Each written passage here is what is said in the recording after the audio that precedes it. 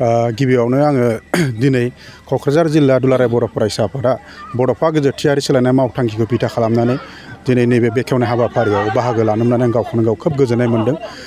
जोङो दुलाराय बर' फरायसा आफादनि जे मोनसे थांखि जे जायफोर लाइमोन गथ'फ्रा दिनै 13 बोसोर बैसोनि बिथांमोना गेलेदों, बिथांमोना जोंनि जि बर' गथ'फोर बिथांमोना खोब गामि सिंनि गथ'फोर, बिथांमोना गावनि मोनसे स्किल थाबाबो मोनसे गावबागाव गोरों थाबाबो बिथांमोना माखासे गामि ओनसोलाव थानायनि जाहोनाव बिथांमोना माखासे बाथ्राफोरखौ मोजाङै मिथिजोबा। बिथांमोना गोरों सासे फुटबल जानो सानब्लाबो बिथांमोना माखासे स्कपखौ मोननो हाया।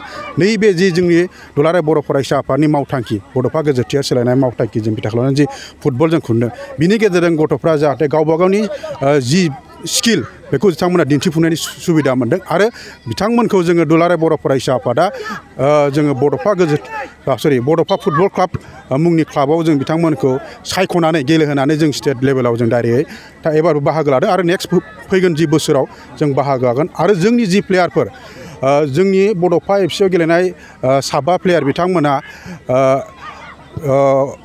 नेशनेल फुटबल चेम्पियनशिप जि अल इन्डिया फुटबल फेडारेसना खुङो, बेहाय फाइनाल सेलेक्शननि थाखाय जोंनिफ्राय 7 सेलेक्शन जानानै दं। आरो जोंनि बड'फा एफसिआ जोङो थांनाय नैबे जुन मासाव जोङो बड'फा एफसिआ जों स्टेटआव गेलेदोंमोन। बेहाय गेलेनायावबो जोङो बड'फा एफसिआ अल इन्डिया फुटबल फेडारेसना खुंनाय जि साब जुनियर, बेहायबो जोंनि स्टेटनिफ्राय जोंनि बड'फा एफसिआ नमिनि जानानै दङ।